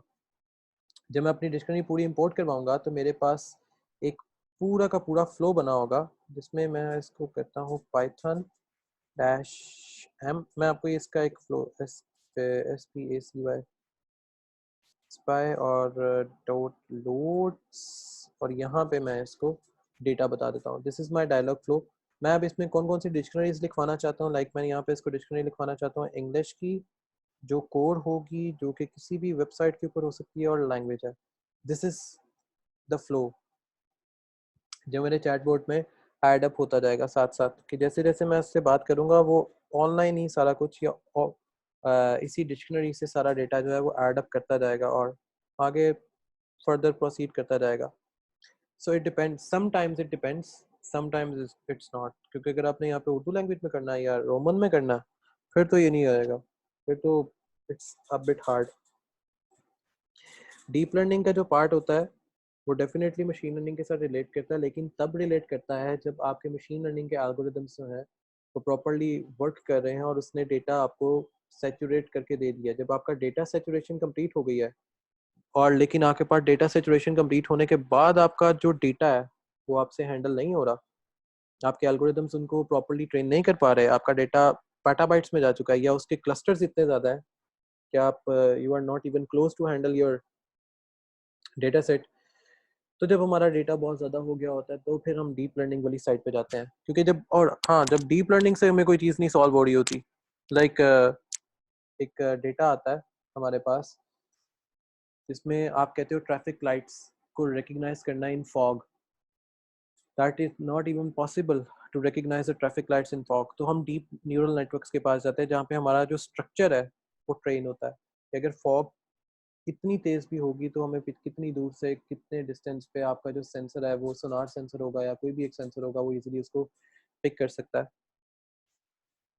एल्गोरिदम से बहुत ज़्यादा है अब्दुल समद, इसमें अगर जेनेरिक एल्गोरिदम देखे जाएं तो देर आर 14 जेनेरिक एल्गोरिदम जो हर तरह यूज़ हो जाते हैं। अगर वैसे एल्गोरिदम्स की बात करो तो there are more than 400 different algorithms in machine learning. और आर्टिफिशियल इंटेलिजेंस के एल्गोरिदम अलग हैं, डीप लर्निंग के एल्गोरिदम अलग हैं, उसके लर्निंग एल्गोरिदम्स अलग हैं।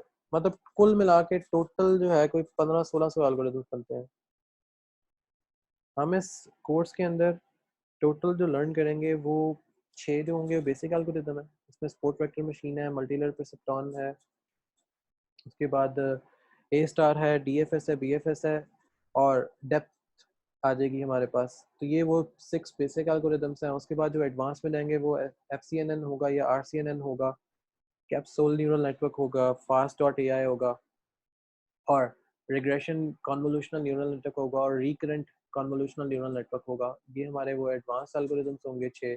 और 2 एल्गोरिदम हम करेंगे डीप लर्निंग के, जिसमें डीएल के जो भी रिसेंटली 2 एल्गोरिदम्स आया है मशीनरीज के, उस मशीनरी, उसको मशीनरी एल्गोरिदम कहते हैं, मशीनरी एल्गोरिदम हम करेंगे। लेकिन उसके लिए जो मुझे चीज़ आपसे रिक्वायर्ड होगी वो ये होगी कि आपका जो पायचाम है वो रेडी हो और कॉपी पेंसिल हाथ में हो, क्योंकि what we are going to deal in, हम ये मैथमेटिक्स को बहुत ज़्यादा सॉल्व करने वाले हैं। क्योंकि अगर मैं आपको प्योर एआई दिखाऊं या deep learning state of art जो होती है, इसमें सारा मैथ्स है, मैथमेटिकल कैलकुलेशंस इसमें आएंगी आगे जाके। दिस इज़ द अनस्टेबल, और इसको समझाने के लिए I need your copy pencil and ये सारी चीज़ें। This is deep network. और इसमें अगर आते हैं जो आर्टिफिशियल इंटेलिजेंस जेनेरिक है, जनरल आर्टिफिशियल इंटेलिजेंस, इसमें भी ये सेम चीज़ें हैं जो कि हमने करनी है। So there are lot of people who are doing lot of things in this thing. और अगर इसके जो आर्टिफिशियल इंटेलिजेंस अगर प्रिजर्विंग एआई पे आ जाते हैं, तो जैसे भी लंग्स कैंसर है या ट्यूमर है, ट्यूमर को रिकग्नाइज करना या टू को रिकग्नाइज करना, इमेज क्या होता है क्या नहीं होता, और इसमें बहुत सी ऐसी कम्युनिटीज़ हैं, बहुत सी ऐसी फाइल्स हैं जो आपको बहुत इजीली मिल जाएंगी। लेकिन अब जैसे ये इसमें है रिमोट एग्जीक्यूशन, क्लिनिक को अगर आपने रिमोट एग्जीक्यूट करना है तो इसमें आपको अपने फंक्शंस खुद भी लिखने हैं और आपने अपने फंक्शंस बनाने भी हैं, सर्च एंड डेटा एग्जाम्पल। तो इसमें बहुत कुछ है, लेकिन पॉइंट वही आएगा कि आप अगर रेडी रहोगे हर चीज़ के साथ, अपने डेटा के साथ, अपने सिस्टम के साथ, then we are able to do a lot of things in this course. क्योंकि जो मेरे पिछले बैचेस हैं, अभी जो रिसेंटली जो बैच चल रहा है 4 से 6 वाला, वो ख़त्म होने वाला है। उन्होंने आज अपना एक एनाकोंडा भी चलेगा, लेकिन एनाकोंडा पे ना हम बाकी फाइल्स थोड़ी सी तंग करती हैं, लेकिन एनाकोंडा भी चलेगा। अब जो आज वाला जो 4 से 6 वाला बैच है, they are able to design their robotic convolutional neural network, जो रोबोट्स को इजीली रिकग्नाइज करवा सकता है कि इंसान का फेस जो है वो किसी भी हालत में अगर चेंज हो जाए तो वो किस किस तरह आगे अपने आप को बना सकता है। हाँ, हमें तो हम बेसिक से लेके ही चलेंगे और बेसिक से ही आगे इसको सारे लेके आएंगे। बिलाल लैपटॉप और पीसी दोनों चीज़ें इसके लिए नेसेसरी होंगी, और data structure algorithm be learn in semester, is that helpful? हाँ, किसी हद तक अब्दुल समद इसमें हेल्प करेगा, किसी हद तक। यस, आप जॉब के लिए और इंटर्नशिप के लिए भी आप कैपेबल हो जाओगे। मैं आपको बल्कि खुद यूईटी के जो आईओटी लैब है उसके आते रहते हैं, हर 1 या 2 माह बाद उसकी ऑफर्स आती हैं, तो मैं आपको रिकमेंड भी वहाँ पे करवा दूंगा फॉर योर इंटर्नशिप और जॉब, या जॉब के लिए जो डिफरेंट इंस्टीट्यूट्स होते हैं या जहाँ पे इसकी जॉब आती है, अवेलेबल आती है, जैसे ही आती है हर 2 या 3 मंथ्स बाद इसकी जॉब निकली होती है, क्योंकि डेटा एनालिस्ट जो है वो जब उसका हाथ साफ हो जाता है तो वो एक इंडस्ट्री को छोड़ के एक अच्छी इंडस्ट्री वाली साइड पर भागता है, तो हर इंडस्ट्री से उसकी फिर सीट खाली हो जाती है जब वो अच्छी जगह पे भाग जाता है। हम इस कोर्स को बेसिक से ही लेके चलेंगे, और बेसिक पाइथन की मैं आपको कुछ ट्यूटोरियल दे दूंगा, लेकिन मशीन लर्निंग के ट्यूटोरियल्स जो हैं वो मिलना औखा काम ही है, क्योंकि जैसे वो करवाएंगे वो ये छोटे छोटे पार्ट्स ही हैं, और वो आपको कैगल पे और पता नहीं कहाँ कहाँ पे मिल जाएंगे। हम जो एक्चुअली चीज़ करेंगे, हम रियल टाइम जो प्रोग्रामिंग है वो करेंगे, क्योंकि आपने जब इसको मार्केट में लेके जाना है तो कोई ये ना कहे कि भाई आपने जुगाड़ लगाया है, अगले को पता हो कि ये सब कुछ मैथमेटिक्स में सारा कुछ परफॉर्म करके आए हो। So this is what we are dealing in, कि प्योर मैथमेटिक्स को हम साथ साथ लेके चल रहे होंगे। मैं आपको एक कोर्स का लिंक भी शेयर दे दूंगा जो मुझे एक्चुअली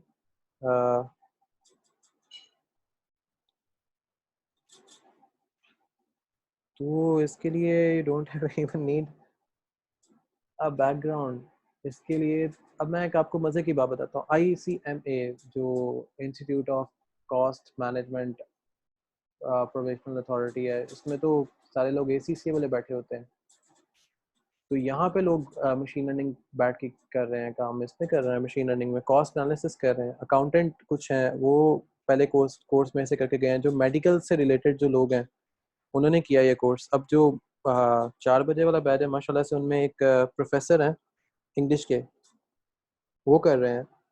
सो यार ये हर जगह पे चल जाती है, ये पाइथन लैंग्वेज ही ऐसी, और मशीन लर्निंग में you can do a lot of things. हाँ, मैं आपको पाइथन पाइथन की बेसिक भी सेंड कर दूंगा, ताकि आप पाइथन को भी बेसिक से सीख लो, ताकि आपको उसका भी कोई इशू ना रहे। If someone have no laptop और PC, is there any alternative वे?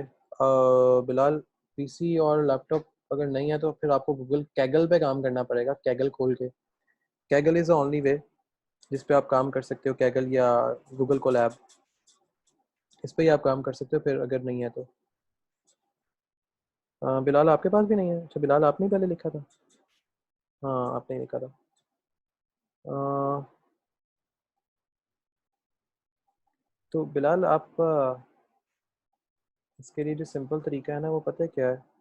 आप के पास अगर सेल फोन है या कोई भी चीज़ है, टैब है, कुछ भी है, तो आप उस पर ना ये कोलैब है इसको ओपन कर लो। कोलैब है या कैगल है।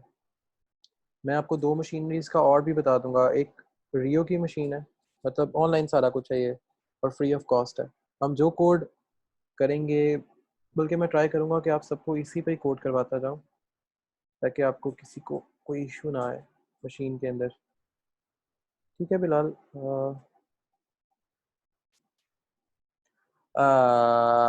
ये तो नहीं पॉसिबल कि ऐसा कुछ हो, क्योंकि गूगल के पास ऑलरेडी बहुत कुछ पड़ा हुआ है चैटबॉट से रिलेटेड। अब्दुल समद, जो डेटा है ना हमारे पास कंपटीशन में, वो ये है कि यहाँ पे कंपटीशन अवेलेबल है, इसमें जो मिनिमम है ना प्राइस, दैट इज़ $15,000। अब ये ट्वीट का सेंटीमेंट एक्सट्रैक्शन है, इसका 2 मंथ का टाइम है, इसका 1 मंथ का टाइम है, यहाँ से आप पैसे ले सकते हो easily.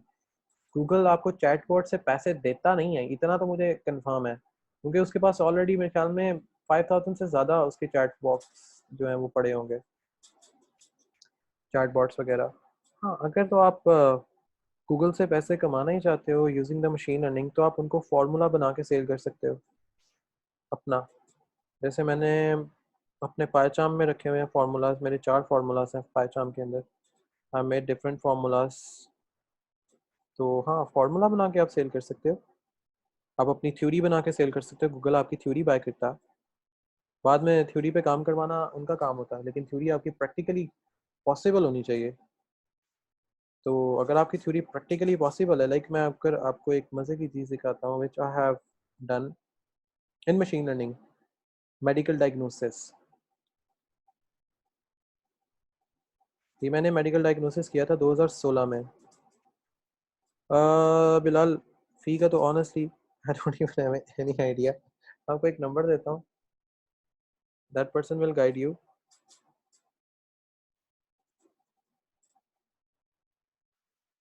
Abdul Samad, it's up to you. आप कंफ्यूज हो गए तो ऑनलाइन पे आपके सेम इसी तरह के कोर्सेज हैं, but you don't have any proper way to ask them a question कि आप उनसे क्वेश्चन क्या कर सकते हो, क्या नहीं कर सकते, कैसे करोगे, कैसे नहीं करोगे, तो आपको आंसर मिलता है या नहीं मिलता। So it's a bit hard. So ये नंबर है एकेडमिक का, so you can ask that person. Number मैंने सेंड कर दिया बिलाल, जिसमें you can ask about the classes as well, और फी जो है वो भी आपको इजीली इसमें पता लग जाएगी। एंड मैं आपको एक फॉर्म भी सेंड कर देता हूँ, अटेंडेंस फॉर्म है। So all of you mark your attendance in that, and that will be a physical for everyone कि उसमें आ जाएगा। And second, the most interesting thing वो ये होगी कि हम यहाँ पे आपस में उसके अंदर वो होते हैं, कनेक्टेड होते हैं व्हाट्सएप के अंदर। सो इट्स एन ईजी वे कि हम उस पर मैं आपको सारी चीज़ों का आंसर भी कर रहा होता हूँ टाइमली कि क्या चीज़ कैसे सॉल्व करनी है, क्या चीज़ कैसे सॉल्व नहीं करनी। सो ऑनलाइन बहुत से सिस्टम भी चल रहे हैं। So that was my research paper published in neural network world 3, automatic diagnosis of obstructive sleep apnea and associative identity disorder using neural networks. So मेरा ये पेपर था, और इस पेपर में मैंने एक्चुअली डायग्नोस किया था OSA को with the help of medical terminologies.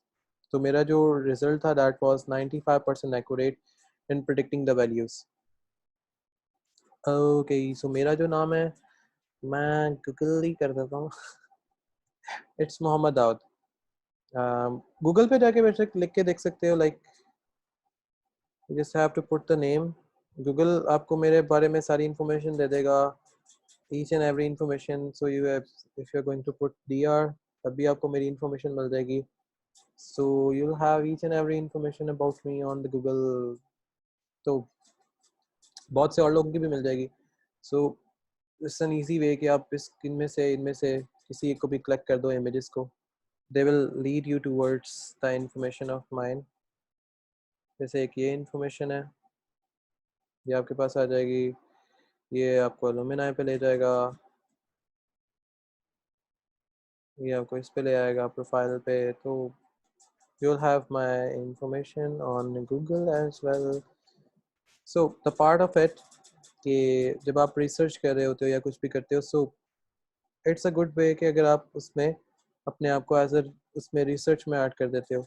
So research के अंदर आप पूरी मेडिकल की फील्ड ऐड अप करते हो। और जैसे अब ये career counselling for better future study using machine learning technique है, ये पब्लिश हुआ था कॉन्फ्रेंस में। फिर इसमें इसमें सिर्फ पहले मैंने मेथड दिया था, और इसकी अच्छी खासी रीड्स आ चुकी हुई हैं, क्योंकि इसके अंदर सबसे बड़ी प्रॉब्लम ये थी कि लोग ये कहते हैं कि ये मेथड अपना सेल करूं, लेकिन मेरा मेथड सेल करने का अभी तक कोई दिल नहीं है, क्योंकि I need to make it my own work. ये मेरा अपना काम है। सो इसका DOID नंबर ये है, जुलाई में इसको पब्लिश किया गया था emotional recognition and facial recognition system के उसकी पब्लिकेशन में। ओके, मेरी बात करोगे तो I am in machine learning since 2011। तो how much time did I required, तो उस टाइम पे जिस वक्त मैंने अपना बैचलर्स AI में किया था, तो लोगों ने मुझे ये कहा था, भाई तूने तो अपनी डिग्री ज़ाया किया है। Then I told them the time will come where you need to know about artificial intelligence, तो आपके पास फिर टाइम नहीं होगा। सो उस टाइम पे मुझे टाइम लगा था जब इसका कोई रिसोर्स भी अवेलेबल नहीं होता था, सिर्फ किताबें थी। तो मुझे 6.5 माह बल्कि 8 माह लग गए थे पूरे। जब सिर्फ किताबें थी, कोई बताने वाला नहीं था। तो अब तो उस टाइम पे even Udemy was working on the graphics, और आर्टिफिशियल इंटेलिजेंस पे कोई कोर्स भी नहीं था उस टाइम पे कि बंदा ऑनलाइन किसी चीज़ को पिक कर ले या ऑनलाइन किसी को पकड़ ले, क्योंकि एमआईटी का उस टाइम पे तो एआई का कोई स्कोप नहीं था। इस टाइम पे तो एआई की पूरी जॉब मार्केट भरी हुई है पूरी दुनिया में। You don't even know. अगर मैं आपको सिर्फ लाहौर की मार्केट दिखाऊं तो you will have an idea, like machine learning jobs in Lahore, just her month इसकी जॉब निकलती है। इसमें पूरी मार्केट भरी हुई है मशीन लर्निंग के अंदर। आर्टिफिशियल इंटेलिजेंस, मशीन लर्निंग, ये सिर्फ लाहौर की, और इसकी हाईली पेड सैलरीज हैं। डेटा साइंटिस्ट और ये सारा कुछ, मशीन लर्निंग की तो अब जॉब्स ही जॉब्स हैं। और ये एक एक सीट नहीं है, तकरीबन 5-5 6-6 सीट्स होती हैं अब तो इसकी, हर जगह पे, हर लैब में। तो ये तो सिर्फ लाहौर की हैं जो एक मंथ के अंदर आई हैं। फिर डिफरेंट कंपनीज हैं जो इस पे काम कर रही हैं, डिफरेंट इंस्टीट्यूट्स हैं, फिर यूनिवर्सिटीज़ हैं। Machine learning with jobs with salaries April. तो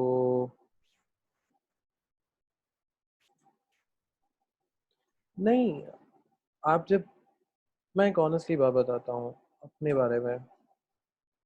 व्हेन आई ज्वाइंड यूईटी, तो उस टाइम पे वहाँ पे एक्सपीरियंस रिक्वायर्ड था मोर देन 3 years का, and I just got 1 years of experience उस टाइम पे। तो मैं जब इंटरव्यू देने के लिए गया तो दे आस्क्ड मी उस टाइम पे, दे आस्क्ड मी कि हमें तो 3 साल का एक्सपीरियंस चाहिए, आप तो 1 साल का भी आपका है, हम कैसे आपको मान लें कि आपको काम आता है। तो मैं कहा सर आप इंटरव्यू लें, आपका तो इंटरव्यू का काम है, आप इंटरव्यू लें उसके बाद डिसाइड करें। देन ये वो बात है 2012-13 की। तो पॉइंट कहने का ये है, जब आप इंटरव्यू देते हो तो आपको जब अगर चीज़ों का पता होता है, देन आपको आइडिया हो जाता है कि आप कितने पानी में हो। क्योंकि इंटरव्यू में आपसे फार्मूलाज पूछे जाते हैं, ये फार्मूला कैसे काम करेगा, ये फार्मूला क्या होता है, क्यों होता है। कोडिंग के बारे में कोई नहीं पूछता, coding is not a big deal. सबको पता है कि कोड कहीं ना कहीं से इंसान बना लेता है, कर लेता है। लेकिन जब अगले बंदे को पता होता है कि इस बंदे ने काम ही नहीं प्रॉपरली किया हुआ, तो अगला बंदा फिर आपको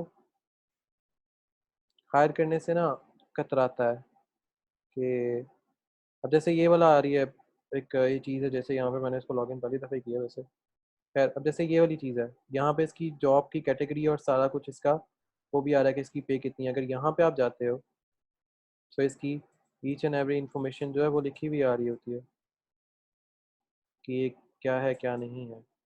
सो इट डिपेंड्स कि आप क्या काम करते हो क्या नहीं करते। अब जैसे मैं अगर आपको अपनी अगर वो चीज़ दिखाऊँ, क्या कहते हैं इसको, अपवर्क का अकाउंट, मैं अपवर्क पे सिर्फ पर आर के जो रिसर्च पेपर की जो पैडिंग होती है और ये सारा काम होता है, सो मैं $65 से ज़्यादा पेमेंट लेता हूँ। So I am the legal adviser, और पता नहीं मैं इधर इसने मुझे क्या क्या कुछ बना दिया हुआ है। जैसे मुझे, अगर आप लोगों में से कुछ लोग जो अपवर्क पे काम करते हैं या ऐसा कुछ भी करते हैं, तो 138 free of cost available connection है मेरे पास। अगर इसकी प्रोफाइल अपनी जाऊँ तो इसमें बहुत सी चीज़ें आप खुद ब खुद ही आपको पता लग जाती हैं कि आपने क्या किया हुआ है, क्या करना है, कैसे करना है, क्यों करना है। सो मैंने इधर से कभी एक प्रोजेक्ट भी नहीं अभी तक उठाया हुआ, लेकिन मेरी जो उसकी प्रोफाइल है, that gave me a lot of things. So मैंने इधर से कुछ भी नहीं उठाया हुआ अभी, लेकिन मुझे इसके थ्रू मेरी रेटिंग ऑलरेडी हो चुकी हुई है। क्यों? क्योंकि जो एजुकेशन और जो वो चीज़ें वहाँ पे लिखी हुई हैं, दैट मेक्स मी कि हाँ ठीक है, मुझे फार्मूलाज का आइडिया है।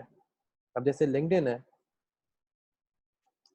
आपने अगर कोई चीज़ सीखनी है तो आपको, आपके पास बस ये होना चाहिए कि इसका बैक एंड पे काम कैसे हो रहा है, फ्रंट एंड पे सब लोग कर लेते हैं।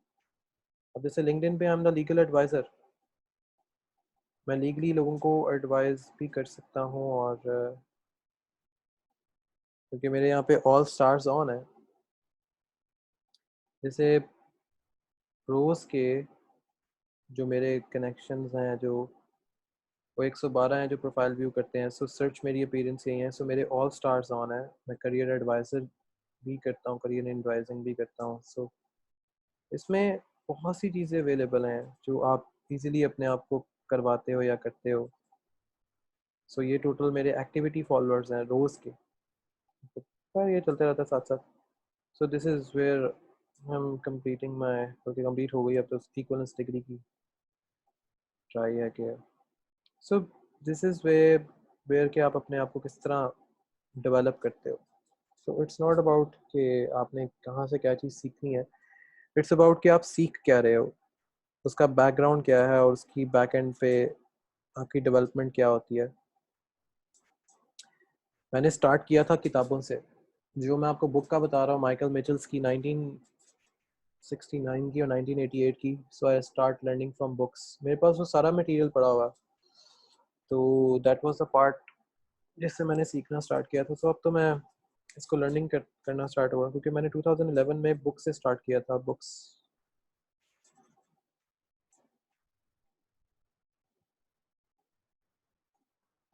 हाँ, बुक्स कर दें आपने नहीं की थी। मैं बुक्स आपको अभी सेंड कर देता हूँ। हाँ, बुक्स का कोई इशू नहीं है, पढ़ने वाले बनो, बुक्स अभी आ जाती हैं।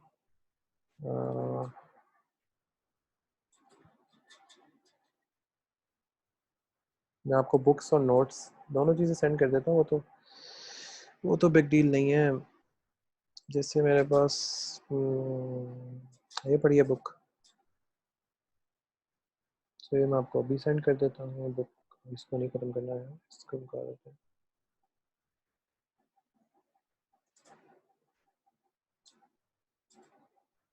सो द पार्ट इज कि आप कहीं से भी सीखो, आपको ये पता होना चाहिए कि बैक एंड पे इसके क्या काम हो रहा है, इसके बैक एंड पे हम क्या चीज़ कर रहे हैं, कैसे कर रहे हैं और क्या चीज़ सीख रहे हैं, कैसे सीख रहे हैं।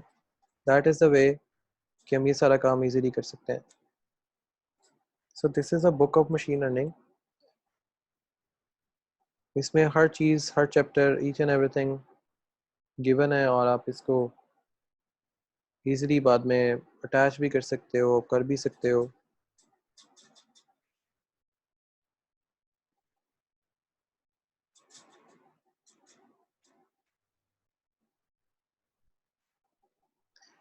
बस ये करना है कि जब भी आप कहीं पे फंसो, बस इस चीज़ का ध्यान रखना है, हर चीज़ का सलूशन उसके बैकग्राउंड में अवेलेबल होता है। हर चीज़ का सलूशन, चाहे वो मशीन लर्निंग है, चाहे वो मैथमेटिक्स है, एल्गोरिदम है, कुछ भी है, हर चीज़ का solution is always available in its background.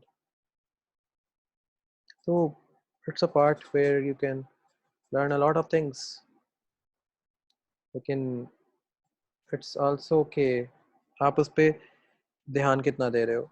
So this is about the today's lecture. और कल इंशाल्लाह ताला हम प्रॉपर इसकी कोडिंग को आगे लेके चलेंगे, लेकिन आसान वाली कोडिंग को। इस वाली कोडिंग को मैं चेंज कर देता हूँ। ये तब आप फिर कोडिंग करवाऊंगा जब आप थोड़े से एक्सपीरियंस हो जाओगे इन पाइथन। सो इंशाल्लाह ताला मिलते हैं कल with the same time, same channel, with the same person. So कल तक के लिए अपना ध्यान रखें एंड अल्लाह हाफ़िज़। और बुक आपको व्हाट्सएप पे सेंड हो गई है। नहीं नहीं, हो जाती है आपको व्हाट्सएप पे बुक मिल जाती है। आप टेंशन ना लो, वो नहीं बंद होता क्योंकि यहाँ व्हाट्सएप पे बुक जो है वो सेंड हो चुकी है। if you add it on the WhatsApp then you will have the book। तो बुक जो है व्हाट्सएप पे सेंड हो गई है, तो you can have the book over there. So कल तक चलते हैं फिर, कल इंशाल्लाह ताला। अल्लाह हाफ़िज़।